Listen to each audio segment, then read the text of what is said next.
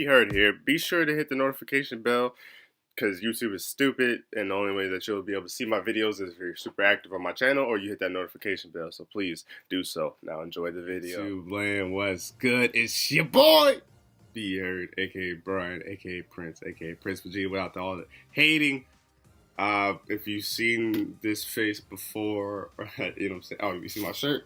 My shirt? Yeah. Go see the movie, dog. Go see the movie. It makes me want to play Marvel vs. Capcom Infinite, but I really don't know how to play it outside of auto combos. So, if you can teach your boy how to play that game, holla at your boy. Get at me on the Twitters, _Prince Heard II. But today, you know, it's the bootleg CPT tournament, Fortnite in the background, Mortal Kombat in the background. You know what I'm saying? This is the bootleg CPT recap by your boy. And we had two events this past weekend. And one thing that I love talking about that actually happened this weekend too, which I will get into. But it was a game over event in the DR and the North American Online West 1 online event. So, you know what I'm saying? What I always like to talk about is I feel like there's players who have the opportunity to do both.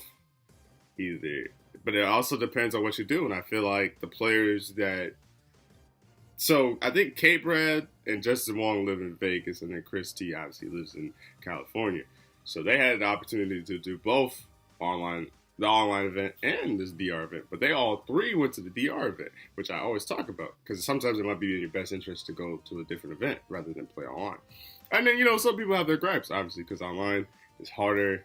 Just because of netcode and things of that nature. And funny story with the online tournament when I recap that. But it turns out that all three of those guys went to the DR instead of playing online, and they did damn well. So that's the kind of crazy thing. It's kind of like I Beheard told you so. Like, see, you might have opportunity to go to both events, but you got to really think this season, especially how scarce points are, you got to think what makes more sense for me to go to. Because say Chris Tatarian won the DR event, the game over event, but what if you got 7th in the online event? You know what I'm saying? That's a hopping 149 in points difference, and that makes a huge difference as far as the CPT is concerned. And now the only problem is he didn't get North America points, so if he's kind of because like there's going to be a champion from each region, I guess, if you will. So that's probably the downfall, but he still got points, so it still helps. So it really depends on the person. It depends if your money is looking scarce.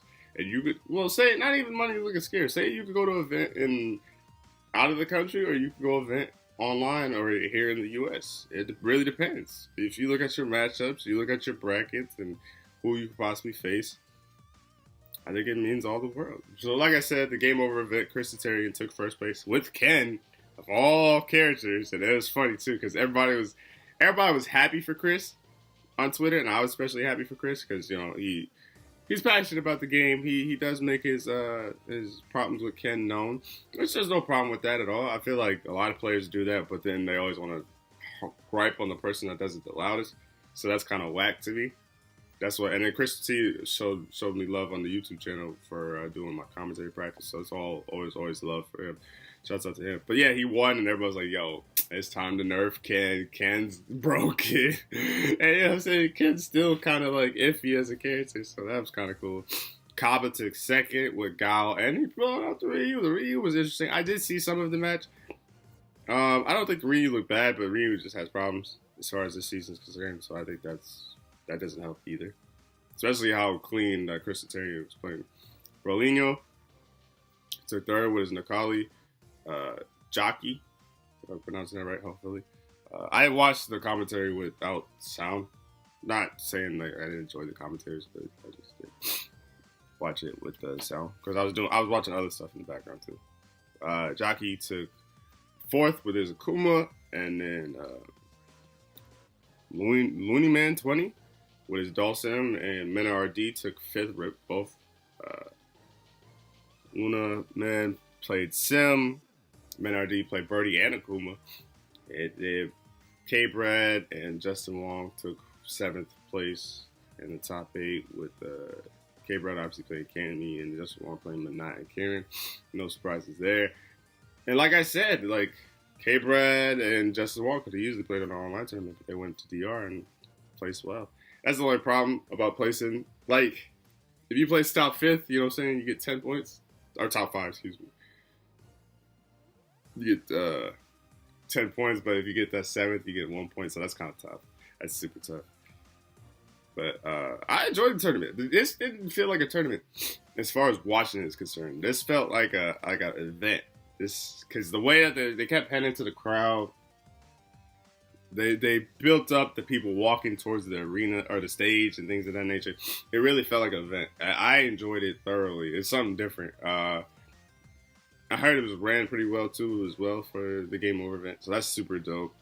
Shouts out to the DR, man. I like the event. Like, just watching as a casual, not really knowing a whole lot about the DR and the DR scene. I enjoyed it thoroughly. It was super cool. And it had Injustice 2 there. DR Gross was there. Placed first with Black Adam. They had Dragon Ball Fighters there. Lunkster placed first, and the DR Gross placed second. So it was a good day for DR Gross, especially with now being May. And the Injustice Pro Series starting a combo breaker. I think that's the kind of momentum you want, taking first place at an event that you go to, especially in Injustice 2. So I'm excited for the Injustice Pro Series. I'm excited to see how that goes. And combo breaker is going to be a hell of a bang to start it off. Yeah, like I said, the Game Over event was dope. I enjoyed it thoroughly. But now let's talk about the online event. And Flash taking first place. And the funny thing about Flash taking first place is he was on Justice Wong account. So everybody was like, oh no, that's Justice playing. But Justice showed this like video of him in the DR. I ain't gonna lie, he looked like he was in the hood kind of.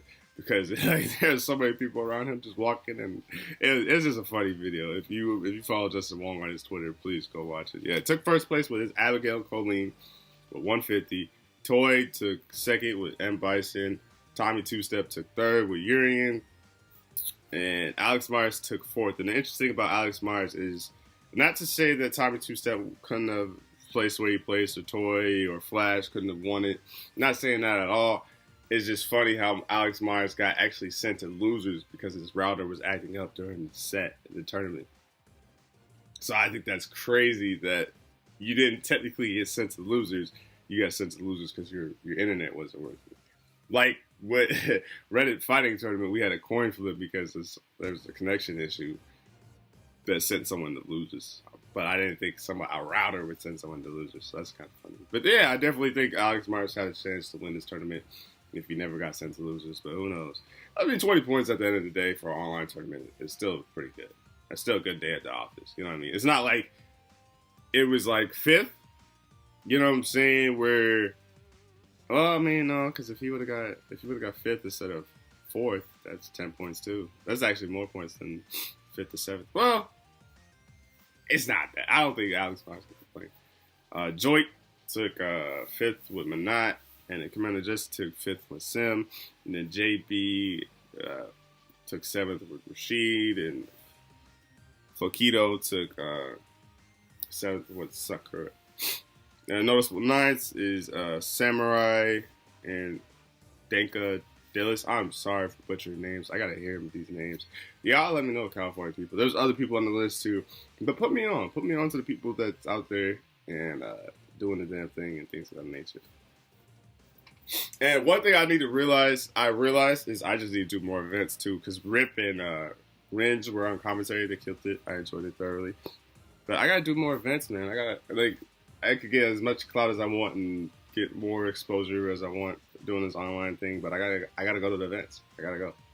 There's no way I'm gonna get work without going to the events and practicing. Because I feel like this is just me going on a quick little rant.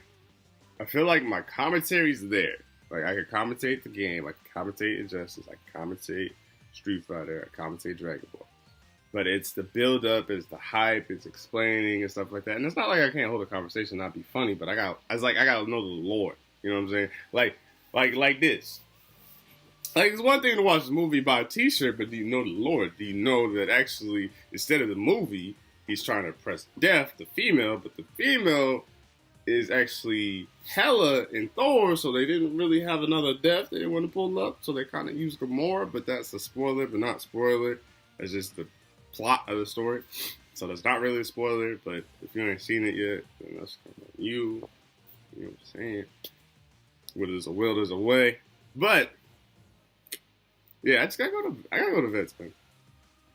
Beheard gotta go to the vets. I can't get my commentary better without going to the events because that's how you practice. Because I don't have a local, so I gotta practice. I gotta practice. Yeah, that's enough of that rant, though. But yeah, even if you're a player just watching this now, you gotta go to your events. I don't care how close or how far, whatever like that. That's the only way you can level up. That's the only way you get better. You know what I'm saying? You might go 0-2 first 3 events, but that 5th event you might go 7-2, or you might place in top 8 and make some money. You know what I'm saying? Like you just gotta keep going. I just need to go to one event. I think I fall in love and all that stuff. So with that being said, if you want to hit that PayPal for Combo Breaker, please, 25 days. We gotta make it happen. Another thing in my notes that I wanted to talk about was the Dragon Ball trailers for Fuse Samasu and Vegito Blue. I think I'm pronouncing it right. Hopefully. I don't know. I botch everything. I let the trailers look well. It's weird because this is a Fusion DLC, I believe. So easily, like, Fuse Samasu with his flight mode and Vegito Blue, how that character is kind of wired and the moves that character was doing. I see Gotenks fitting well with that team. Like, that's a team I could already see being a problem. But then again, it's supposed to be a patch. And I hope they don't nerf a lot of characters to smithereens. Like, if anything, like, if you want to nerf adult Gohan's pressure, that's fine. Like, maybe you can only do 2 machine gun kicks in the combo, or like 1 machine gun kick in the combo or something like that. Like, he basically, yeah, you can't keep going forever. Like, you shouldn't have to block for 30 seconds in a game. That's crazy. Unless you're really not hitting the button. But I hope they don't kill characters, because it's like some characters play a certain way that is just fun. You know what I'm saying? Like, especially Android 16. I feel like if you move the right pieces, you might destroy that character entirely. And I don't want to see that, because I do want to see variety in the characters, because obviously some characters don't get played. But then again, I feel like that's a popularity thing too, especially how everybody calls it a Goku simulator. Well, Goku is the most popular character, and Goku's fun in the game, and Vegeta's fun in the game, so it kind of goes hand in hand. You know what I'm saying? But I hope they don't kill the characters. I think both characters look dope. I wish they would give us a release date. That's all I want. So you guys be worried. Well, see, because the leak list is kind of true. It's true to a T. So I'm not going to spoil the rest of the leak list. If you want to go look for the leak list, just know it's right now, because, I mean, half the characters are revealed there. But the leak list said that Season 1 of this DLC with the 8 characters ends in July. So that's what I'm kind of curious. I mean, we're officially in May now. So is it going to come out mid-May? I hope it comes out mid-May instead of, like, end of the month, like they did Broly and Bardock. But see, then that's another thing too, because it's like they showed us in April, so they should come out early, like mid-May. And another thing is, like, what do I think about? Because if it's May, June, July, you still got 4 more characters, so it makes sense for these characters come out in May, the next characters come out in June, and then the last characters come out in July. And then, but I don't know when Season 2 is going to start. So, you know. But I enjoyed them. I can't wait for them to be a part of the team and roster. I got to get my commentary practice on them. You know what I'm saying? I'm excited. I'm actually watching the arc in dub too. I watch sub, but like, if I could watch dub and I enjoy the dub, like My Hero Academia dub, fire, fuego, fight me on it. Fight me on it. It's fire. I don't care what you say. I don't care if the sub better. The dub good too. Straight like that. So, you know, different strokes for different folks. I enjoy it. So I'm watching it in dub now. I'm enjoying it. E-League. I thought E-League was good this week. I actually liked the competition that they had this week. The competition was basically that it was a round robin. So everybody had to play everybody. But you get one nerf. And one nerf is basically you get to pick the character that the player plays. So a lot of people were nerfing JB. Commander Jesse got smart and nerfed Rob TV. So that way, if everybody's nerfing this guy, I just got to beat this guy to get the top. But then there was a collision. There was a team up. Oh my god. One takes all the brothers do. But there was a team up between Rob TV and Guilty, and Rob basically threw Guilty a bone and letting her win. So she got the points that she needed, and then she won the things. Basically, she got the blood on her hands. So basically, if you don't know, if you on E-League, if you win the competition, you get to vote somebody to go basically into the elimination match, and they get to pick who they want out of the elimination match. So Guilty, looking at JB, is one of the toughest competitions because he especially with last week winning and then sending Rob in there to beat low tier guns. Guilty sent JB in there. JB ended up picking Sherry Jennings, I think because of matchup and like knowledge too, which I kind of agree with. You know, then again there was Dayasha, and then Dayasha had a good point of like, oh, I don't like how it's like people are teaming up and things of that nature, stuff like that. Like basically he didn't like the reality show of it, but it's like, bro, it's a reality show. But the benefit of the doubt of it being a reality show is you still have to play Street Fighter at the end of the day. That's a good thing. And if it was more of a reality show, I felt like, even though Guilty and Rob TV teamed up and then Rob helped Guilty win, the reality show would have been for Guilty to pick Rob TV again and basically him to go fight somebody else. Because it's like, one, you already went. Two, if you could fight someone and eliminate them, that's good. But if you win an event, you'll come back for me. But that's only one person. And then if the person you pick beats you, I don't even have to worry about you. Like, so I get what Dayasha's saying, but at the same time, it's like it doesn't work in this reality show. It doesn't work in this reality show because it's like at the end of the day, you still have to play Street Fighter 5. And then even if you get picked, you get the benefit of that of picking who you play against. Now it'd be one thing if you didn't get to pick, and like it was just. You get sent and you don't know who you're playing. You could literally study that whole matchup and get ready for that game plan by picking whoever. And then JB ended up being Sherry Jennings, I believe 5-1, but a lot of those matches could have went either way. Like Sherry Jennings did play well. She was DPing the right timing of a lot of Rashid's like openings, perfectly timed. It's just some things that just didn't go her way, and a lot of those rounds were close. I want to say every round in each game was close. I went to say to a T.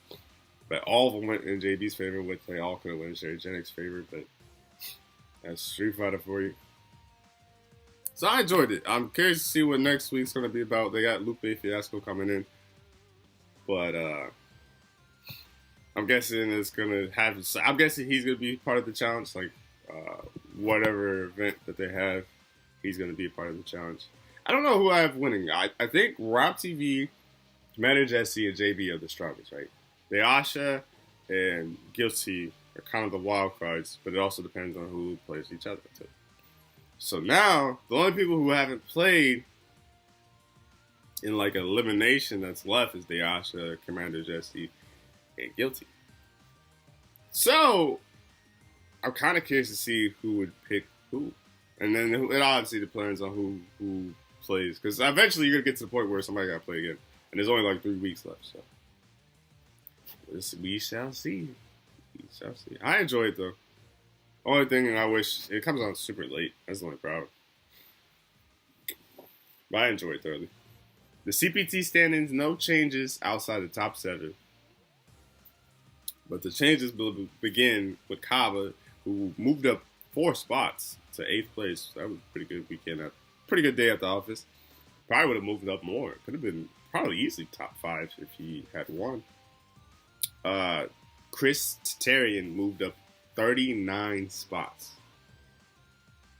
39 spots. And Flash moved up 49 spots. 2 people winning 2 different events, and they moved up this much. Now, Chris can't move this much if he went to the online event and Flash won. So, you know what I'm saying? Beheard speaking things into existence. It really depends on where you go and what you do and how you do.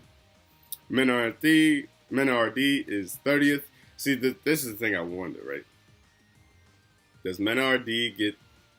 I think he does get the 31st spot, right? Because the 32nd spot's obviously for the last chance qualifier at the end of the year. I think Mana RD gets the 31st spot. Because if I remember right, Ricky Ortiz had the 31st spot, right? Because Knuckle Dude won it, but they obviously couldn't go, so they had to like shift the bracket because of that. Because obviously Ricky Ortiz didn't have any points. So I'm guessing that's what they're going to do. So I'm guessing if Mana RD gets the 31st spot, which that's still no pushover. I don't care. Just because he's having an off year, you know, Birdie's changed, if you will. I feel like Mana RD's going to come strong at the end of the year anyway. So, like, I definitely think if he's in 31st against, like, Infiltration, that'll be a damn good set. That's going to be a tough first round for Infiltration. Not saying Infiltration can't win, but that's going to be a tough first round. And a noticeable thing that I want to put up, and this is no shade towards anyone, but this is just, it all depends on what you do. Like I said, that's the theme that I've been going with this year, and this is the theme I'm going to stay by this year. K-Brad and Bonchen have went to the most tournaments out of anybody that's placed, right? They both went to 5, respectively. K-Brad has 11 points. Then again, K-Brad kind of got screwed because he went to ranking events and he was just like outside the top 8, or if not, he got top 7. So it's like you only get 1 point for that, so it's kind of hard there. But Bonchen went to 5 and got 122 points. So the point I'm making is I like K-Brad. I think he's going to do real well at Texas Showdown if he goes to Texas Showdown. I think he will because that's the only event you can really go to. You can't go to Europe online. But it really depends on what you do when you go to these events. You know what I'm saying? So I know like Neon V and Cool Kid. Cool Kid has like 70 points and he's only went to 1 event. He did win Red Bull, which I will talk about in a different type of video. But it all depends on what you do at the events you go to. You know what I'm saying? So, yeah, man. This weekend, I'm excited for this weekend because it's the first U.S. ranking event in a while. Besides the online one, this is the first event since NCR in March 30th. It's been a couple months. We're letting everybody else shine. But there's 2 premieres this month too. So I'm super excited for that one. And then, like I said, the online event in Europe, West 1. I don't know who's going to be in that one involved yet, because I didn't see the names. Usually Capcom has the names that's listed, but they didn't have it. So kind of excited for Texas Showdown. Kind of excited to see how that plays out and who goes to that event too. There's 2, and then there's a premiere. Like I said, there's a Stunfest, I believe it's called, and Combo Breaker. Yep, in France, and then Chicago. I definitely got to try to go to Combo Breaker. Super excited. We're in the bulk of things, ladies and gentlemen, so there's going to be probably events every weekend. And there's going to be 2 different events, so you know Beheard's going to cover it. And that's pretty much it for the week. Like I said, I will do the Red Bull event separately to show some love to the Chicago scene because they showed your boy some love. But, yeah, man, hopefully you enjoyed. Let's get this series. Show it to somebody. Show it to your mama, your grandma. I don't care. Somebody. Let's get this known and shown and loved and all that. I kind of went on a tangent there. I probably sound sick today. I'm sorry. But just know Beheard loves you. I'm out. Peace.